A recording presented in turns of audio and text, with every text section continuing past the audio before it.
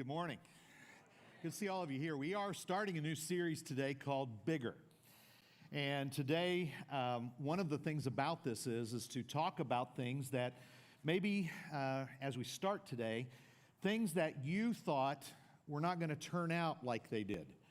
Or they weren't going to turn out the way because you've had past experience and you knew it was either going to fail or something was not going to work right.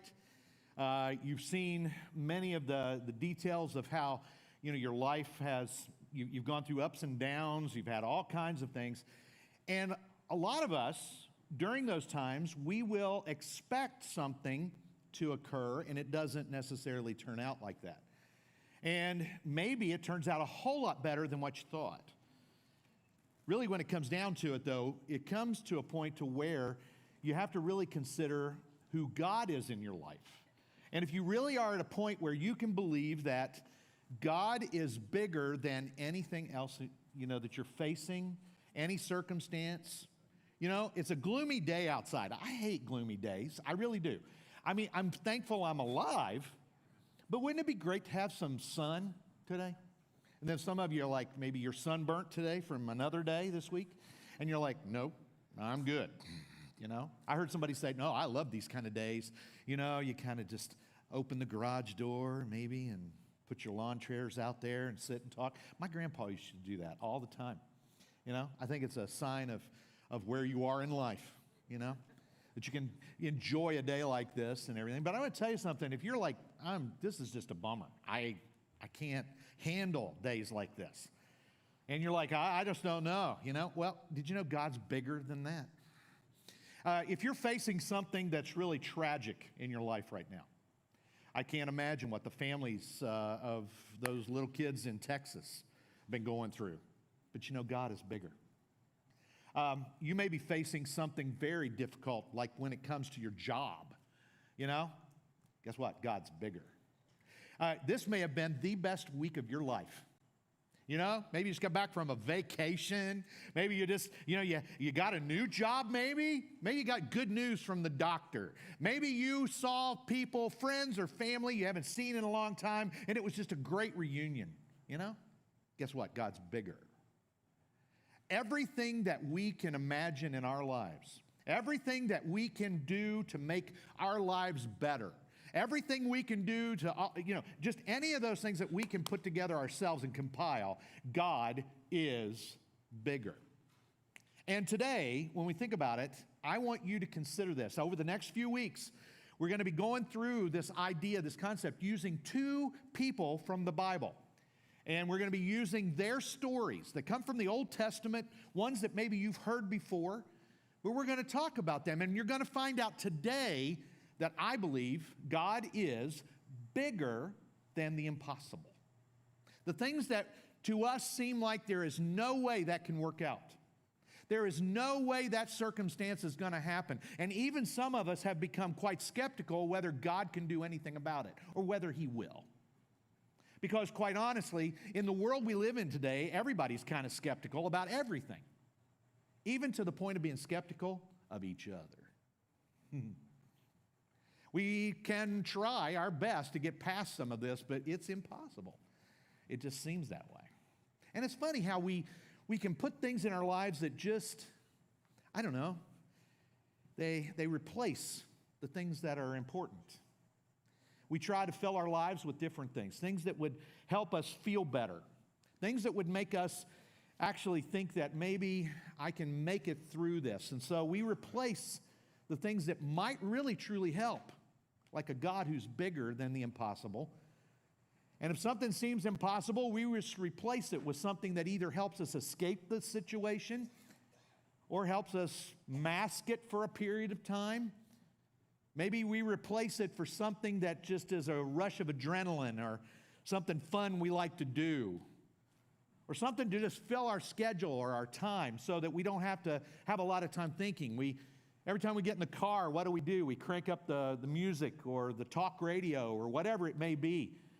Maybe we put on Spotify or Apple Play or whatever you use. And it's like, I can't sit too long and let my mind be be unoccupied. I've got to make it through. It's because sometimes we just want to escape it and not have to deal with it.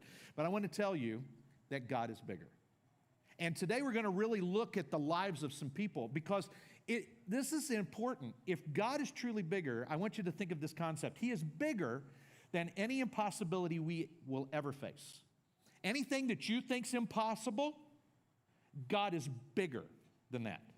Now, this is not one of those times when we sit down in the Bible and we look at it and we say, I got to make this to be what I want it to say. Like, I would love for God to do this, or I want God to do this, or I'm praying for God to give me this or to do this for me.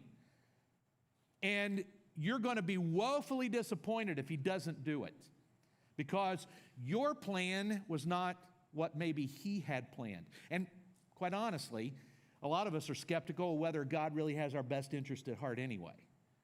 From time to time, if we all admitted it, we doubt whether God really is out for us or not. Is He for me or is He against me? Sometimes I feel like maybe He is. And so today we're going to try to get past some of that because I believe that God is bigger than anything we're facing. I can tell you, in my life, there are things that I think about and are on my mind and things that have been difficult to understand. And I can tell you that I have to have other people sometimes just remind me, hey, look, God's bigger. God's bigger. I'm thankful for a wife who does that to me constantly. God is bigger. And I got to tell you, when we first got married, which we celebrated our wedding anniversary this week, which was awesome. And yeah, no. It's okay. We only made it to 42, so it didn't matter. So here's the point, though. When we first started, there were people who told us, that's going to be rough.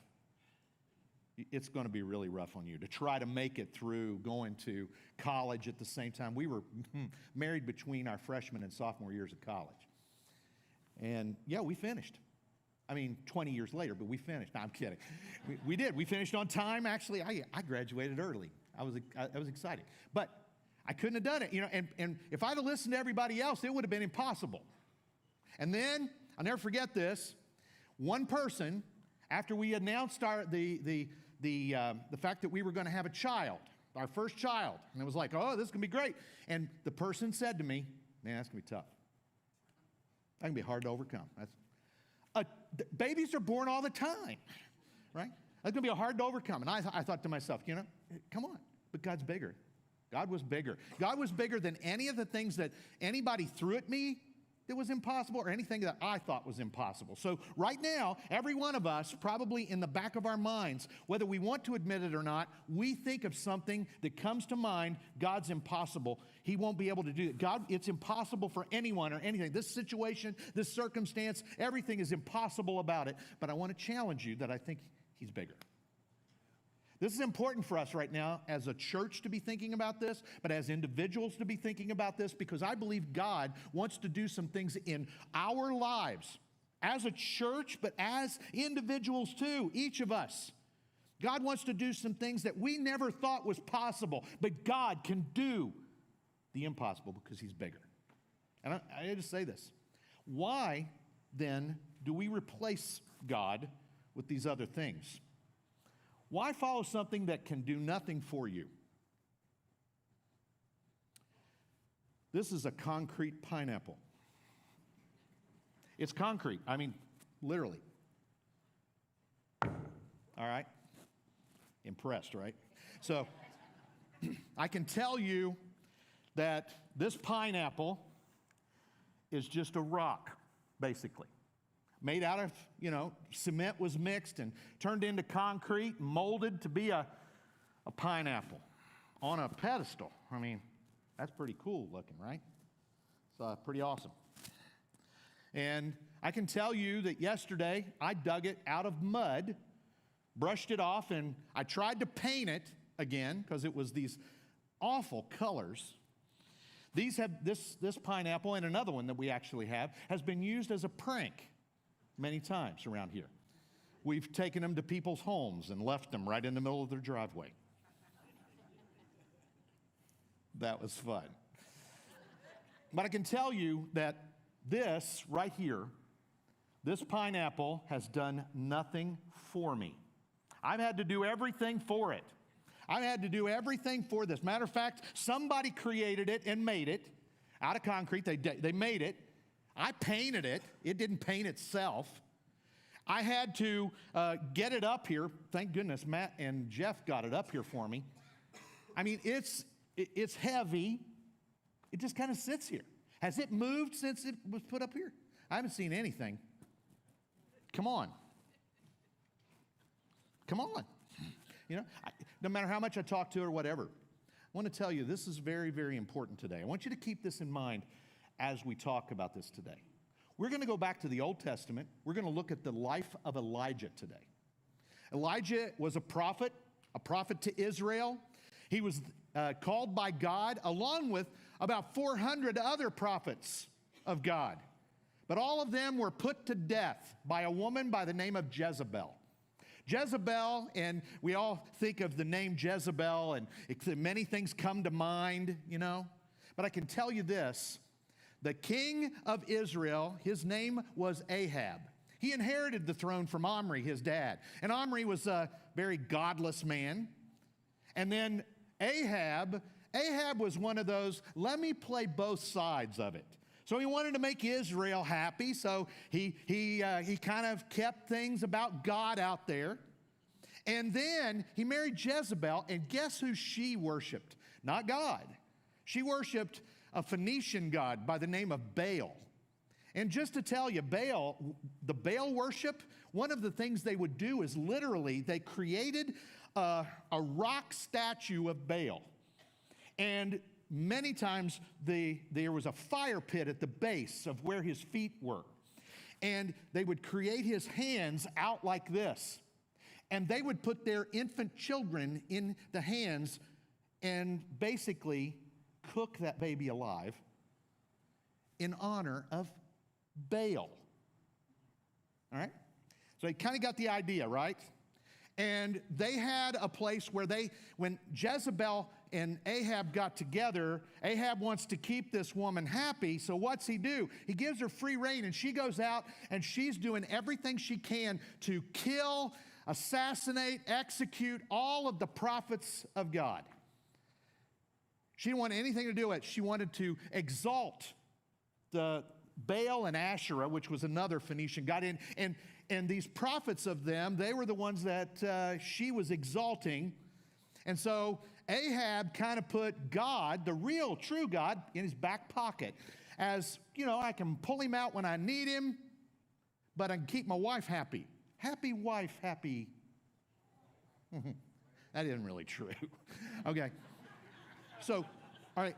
So now think about this, all right, as they have, and as Elijah is experiencing this, Elijah knows that if he walks in to see Ahab, the possibility is that he's going to find a very combative person.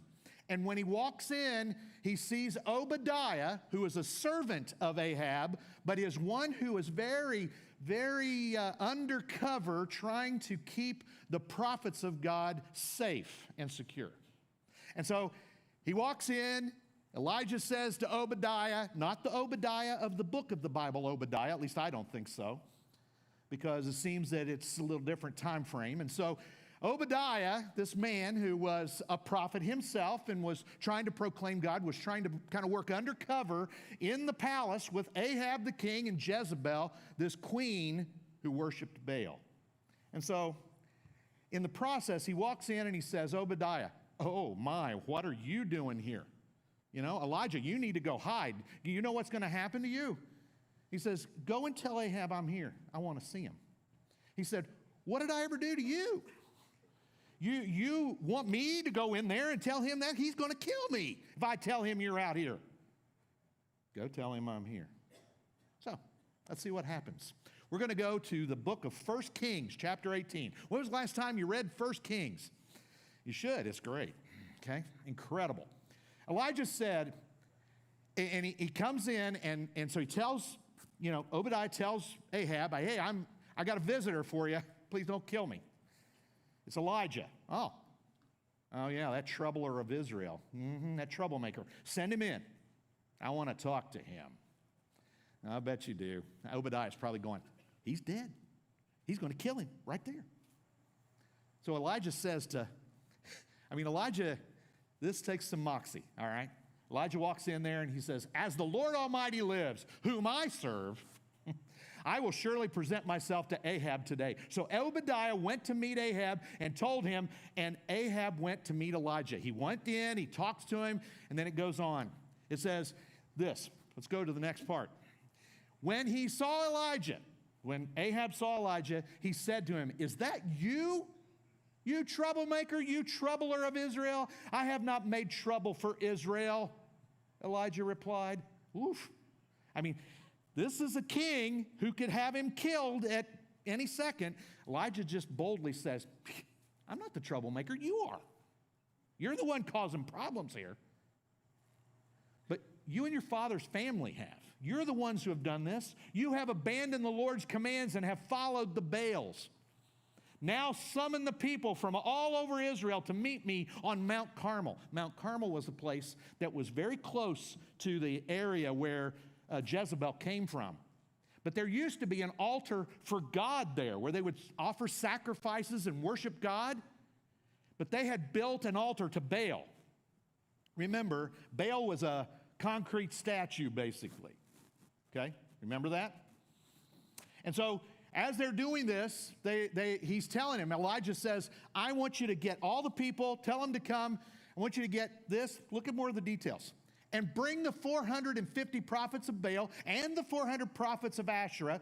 Any mathematicians, how many people is that? 950, very good. 850. It's 850, all right? And as they've got these people together, think about this, all right?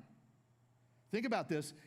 850 prophets, okay, so they've got the team against Elijah, all right? They go to their home turf. This is what Elijah says. Here's the rules for what we're going to do here today, why we're all here today. He says, these prophets who eat at Jezebel's table, so Ahab sent word throughout all Israel and assembled the prophets on Mount Carmel. So he said, go get them, tell them to come up there. Elijah went before the people and said, how long will you waver between two opinions? He looks to the people of Israel. He goes out and talks to them, and he says, how long are you going to go between two? How long are you going to have this one God that you say you worship, that you have all these things that used to be? I mean, you can see these things around here that look like we worshiped God at one time, the real true God. But now you seem to be worshiping Baal. I don't get it. If the Lord is God, follow him. I mean, if God is God, then follow him. But if Baal is God, follow him. One way or the other. You know? Quit saying you're going to do both. Quit having this God in your pocket thing where you can pull it out. He said, come on now, just follow one or the other at least. But the people said, what'd they say? Nothing. They didn't have anything to say. Can you imagine this? Story goes on. Then all the people said, what you say is good. Let me tell you what was good about this. Elijah says, we're going to do a little test or experiment here. So I don't have those verses here. I want you to hear this. This is an important part of it. He actually says to them, we're going to do a little test and just see how alive Baal really is and how well Baal can do. So he says, I tell you what, you prophets of Baal, you go out and select two calves or animals. You know, go out and get them for sacrifice. You can pick the one you want. You pick the one you want and then assign the one to me. Okay. And by the way, we're going to go up and we're going to do this. You go first. You're going to go to your altar of Baal and you're going to build a fire and get it ready. Or you're going to build it so there will be a fire. And you're going to put the animal on top, but don't light it. Don't light it. And then you pray to Baal and you talk to Baal and say, Baal, will you please, light this altar on fire and burn up this sacrifice? That's your job. You do that. And I'll tell you what, if you do that, people will have a clear thing to do. They'll know. Now understand, when Elijah gave him this option, he said, you can pick the one for me too, and I'll go second. He went past the coin flip. He didn't even ask to have that done. He just said, you go first, you pick the end of the field, you pick everything else, you pick it all, and you are going to show us what Baal can do. And so that's what happens. They assemble everything, they get it all ready. And so this is what the people said. Hey, that sounds like a good idea. What you say is good. And Elijah said to the prophets of Baal, choose one of the bulls and prepare it first, since there are so many of you. Call on the name of your God. Notice, small g God. Okay, small g God. But do not light the fire. Don't light the fire. And so they get it all ready. They do it this. And then here's what happens. So they danced. And this is great. Let's go to the next verses. And they danced around the altar they had made. They've made an altar where they put this concrete or rock or whatever god, Baal, and they danced around him and they cried out to him, asking him to burn up this offering. Come on. At noon, Elijah began to taunt them. Trash talk, all right? This is real trash talk at its best. Shout louder. I don't think he's hearing you. Surely he is a god, right? Surely he is a small g God. Perhaps he is deep in thought or busy or traveling. If you go back to the Hebrew, they probably said something like, maybe he's in the toilet. Really? You know, maybe he went to the bathroom. Maybe he went to the restroom and he's in there with the door shut. Those of you with preschool kids, you know exactly what this is like, right? You know, the minute you go in there, shut the door, Mom, Dad, right? So cry out to him. I think maybe he's in there. Oh, matter of fact, he even went as far as to say maybe he's sleeping and must be awakened. Maybe it was nappy time for Baal. Okay? Maybe the concrete rock needed a nap. Now, if you're seeing the absurdity in all of this, but when these people are crying out to a rock, has this rock moved yet? Have you noticed it moving yet? Anything? No, I haven't seen it move. It's not going to. And so, just like then, this is what happened. There was no response. I mean, this is right from the scripture. It says, there was no response, no one answered, no one paid attention. No one followed this. Nobody. This rock didn't say, what can I do for you? It didn't do that. Oh, you want a fire? Okay. Let me see what I can do for you. I had a bick here somewhere. Where is it? Okay. No. No fire came out of the sky. No fire came up out of the altar. Nothing happened. Why? Because it's a rock. It can do nothing for you. It's a rock. It's not even, I mean, when saying it's a small g God, it just means that it was something people made up in their minds that existed. They made it up. There's no Baal. All right? There is no Baal. I've heard people talk about, well, now Baal's characteristics were blah, blah, blah. He had no characteristics. He was a rock. He's not alive. There's nothing to him. There's nothing. It was a made-up thing. Baal did not exist. Now, I want you to think about this. They had replaced the true and living God with a rock. Not the rock, like Jesus the rock, okay? They replaced him with a good old just like rock. Not going to do anything for you. Not going to help you. A rock. I mean, these prophets, they got so upset with the taunting and trash talk, they started crying and weeping. They even cut themselves. I mean, I'll be honest with you. I'm a wimp. I don't like to be cut. You going to cut for a rock to talk to you? Look. Ah, come on, talk. That's kind of how absurd this was. There was no response. There was no one answering. No one paid attention because there was no one. Okay? Now you got the picture? I try to be as absurd about this as possible. Okay? Now the point comes down to this. When you try to replace God with a small g God, you will always be disappointed with the result. Okay? You will always be disappointed. We will always be disappointed when we try to replace the one true God in our lives with something that is non-existent, that cannot take care of anything for us, that cannot talk back. Let me ask you something. Pull out a credit card right now in your wallet and look at it and say, hey, what are we going to do today? Can you take care of this situation? My kids are giving me fits. Can you please get them to straighten up? My job's about to go. Can you help? I mean that. Or, hey, pull out your phone right now and go in and scroll a little on TikTok or Instagram or Reels, whatever you want to do, and look at one of those and say, hey, I'm here. Look at me.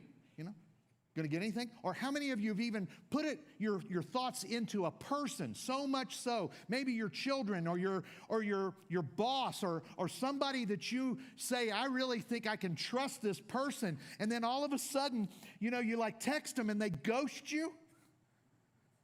Hey.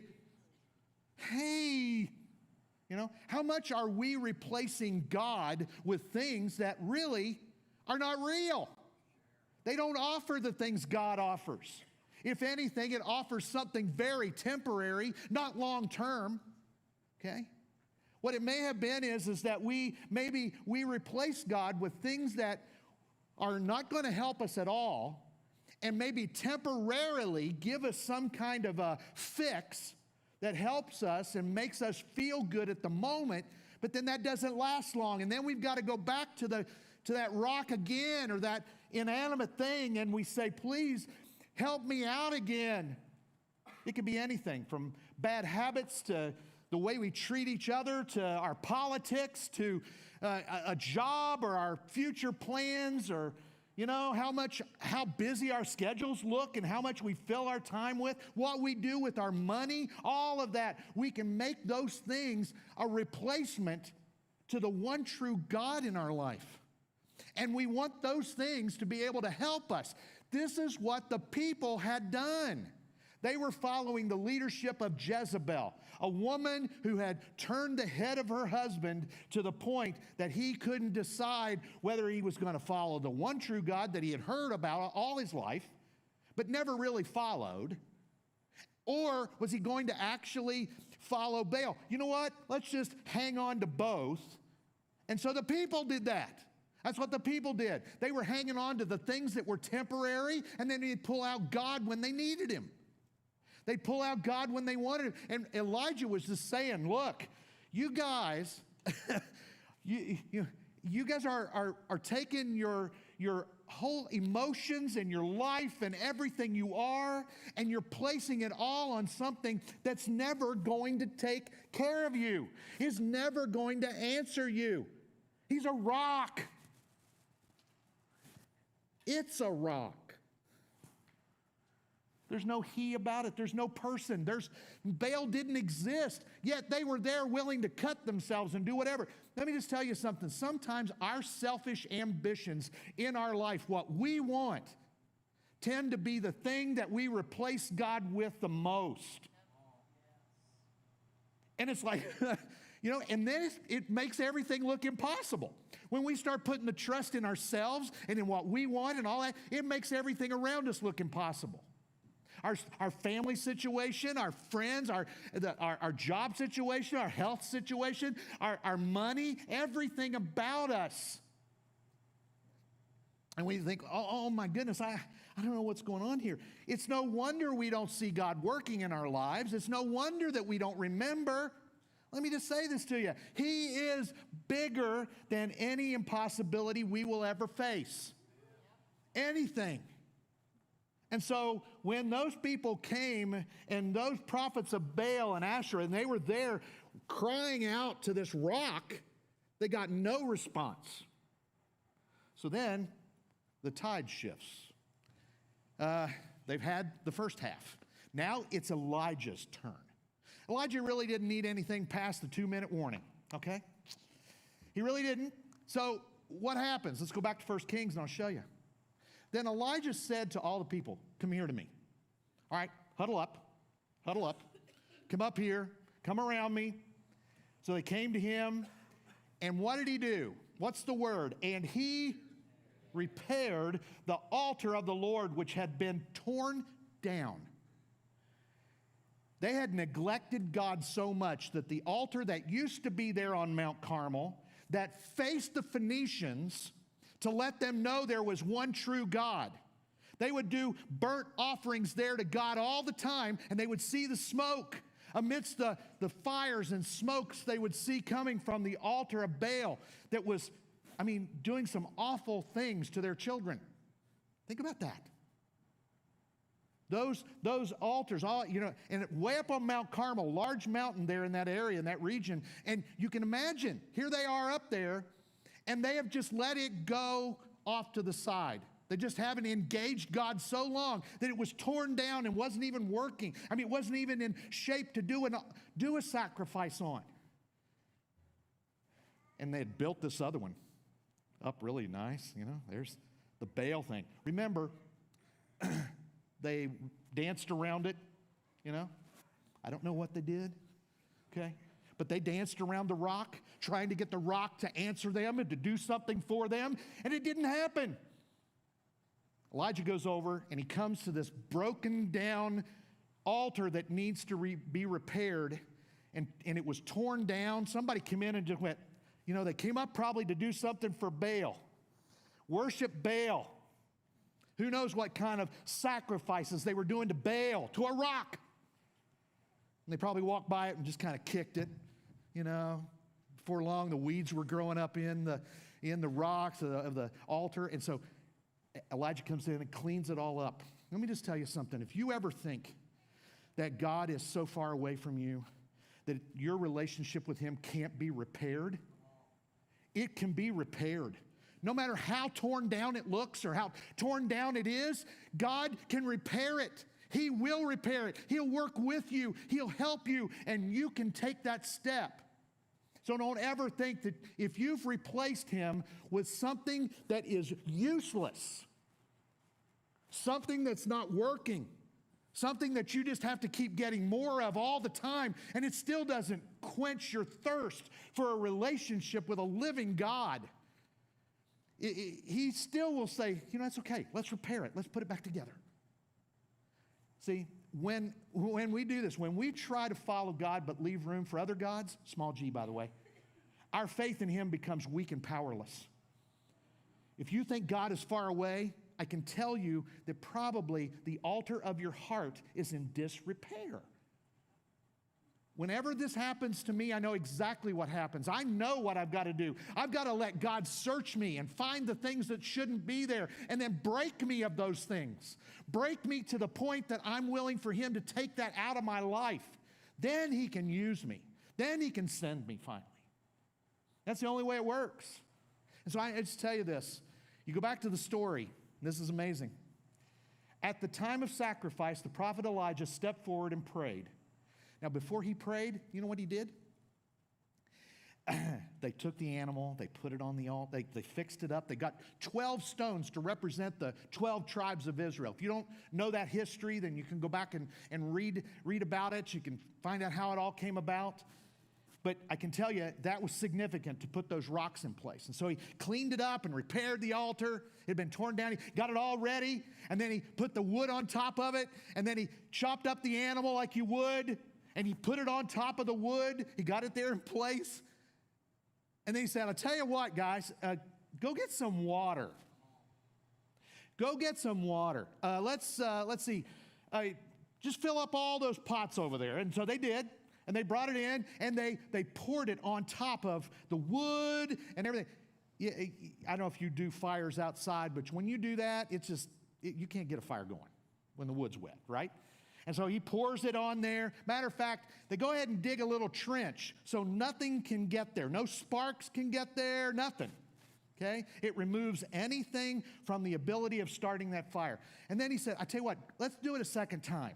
Go get those buckets, fill them up the second time, and bring it over and pour it on there. It did. It started to run down and into the trench. And he said, you know what? Three's a charm. Let's do it again. And so he takes over, he gets the buckets and all the things, whatever they had, and they filled it up again, and the trench was overflowing. The ground around it was wet, the rocks were wet, the wood was wet, and the animal's flesh was wet. And then he says this, Lord, the God of Abraham, Isaac, and Israel.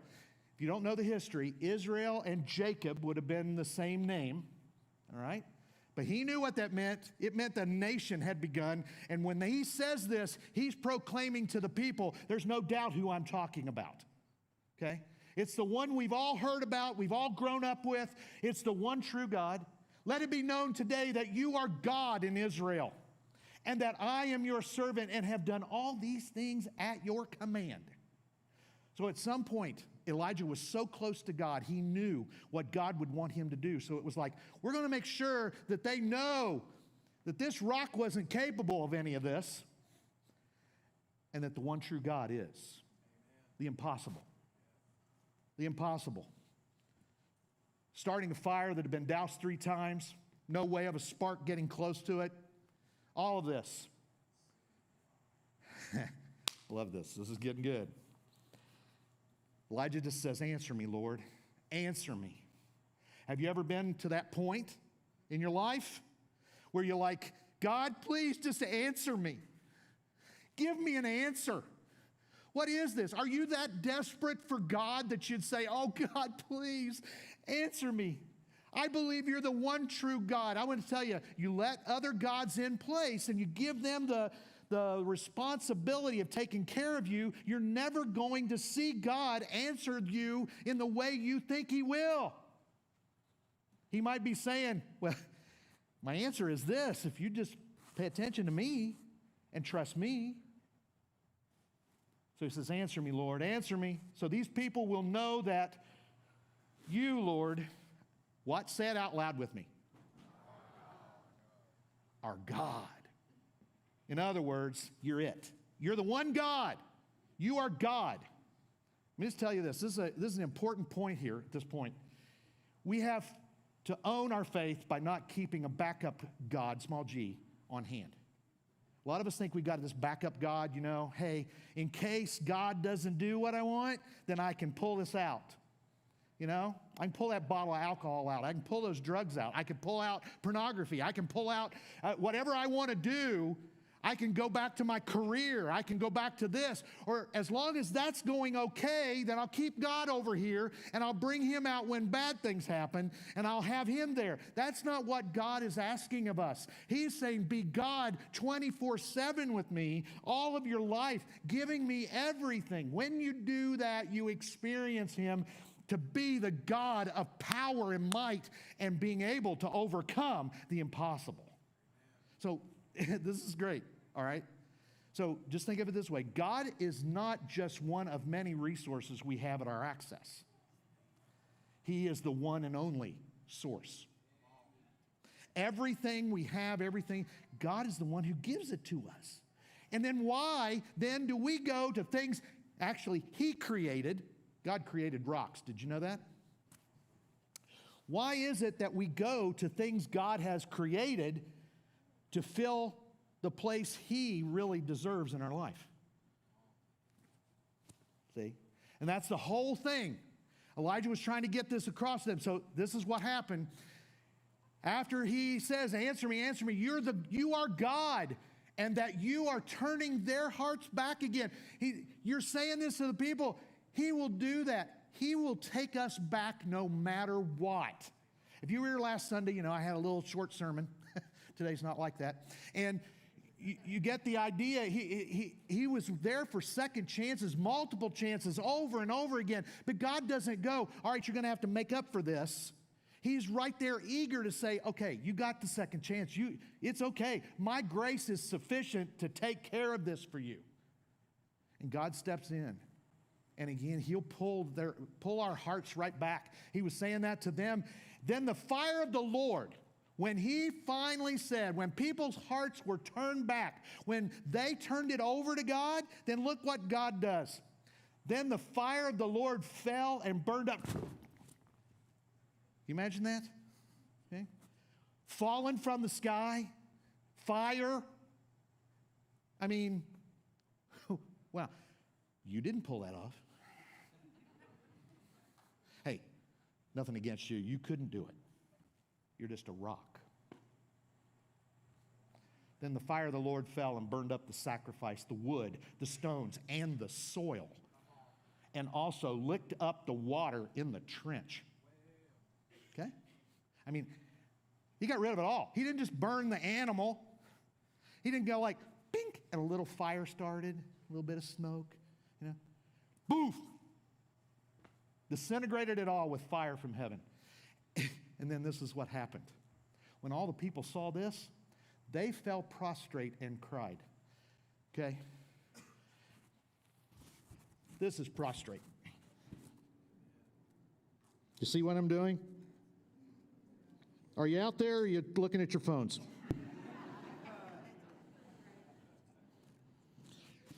Prostrate means I'm dirt. You're God. You have my life. I worship you. You're the only one worth it. Why am I giving my life over to a rock? They cried. What did they cry? Say it with me. The Lord, He is God.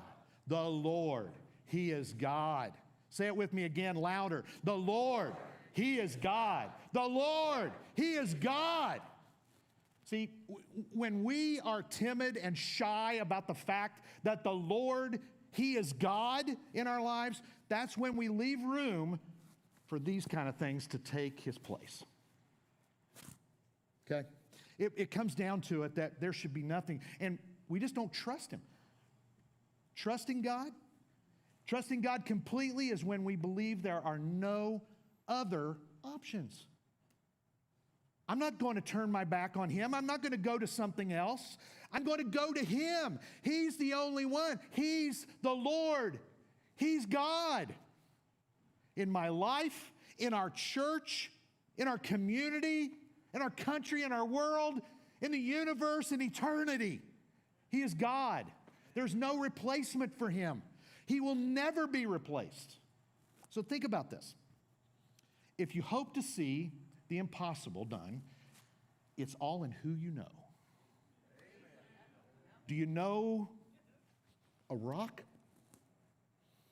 Or do you know the real God? The God who's capable of doing the impossible. You want some practical things to do with this? I hope there's been some practical already, but lose the backup gods. Okay? I'm preaching it myself here on this too. I can tell you that sometimes leading this church and being a part of this and actually being up here on Sundays, this can be my God. I love doing what I do. I really do. I love this.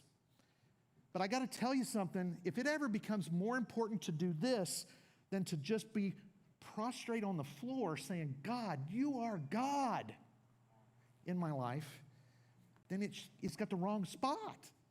No matter how effective it may seem to be or whatever, it's not effective at all if it's not for the right reason. What's the thing for you? Do you have something like that for you? Sometimes my kids, my grandkids, my family, all of that. Sometimes my future and my money and all those things can become this thing that I scream at and shout to, but it does nothing for me. The only person that cares enough and loves me enough and has grace enough to give me is God. So lose the backup gods and repair the altar of your heart. Just say, God, please, here I am. Start there. I'll just tell you something. He is bigger than any impossibility we will ever face. Bigger than anything we'll ever face. I have a benediction to read you today. And then I'm going to pray a short prayer, and then we're going to sing a song. And I want you to pay attention to the words of that song because it's incredible. And I want you to pour your hearts out to the Lord in this when you sing. And let me just say, if you're a skeptical person about God and all of this, I hope this makes you understand that worshiping a rock or anything that we put in place of God is useless, because the one true God will always show and prove himself to be the one true God in your life.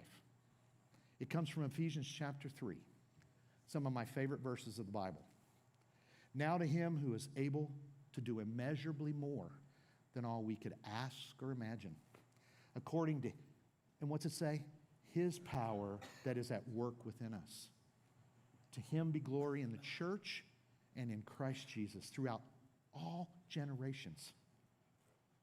Generations of the past, generations of the present and the future, forever and ever. Amen.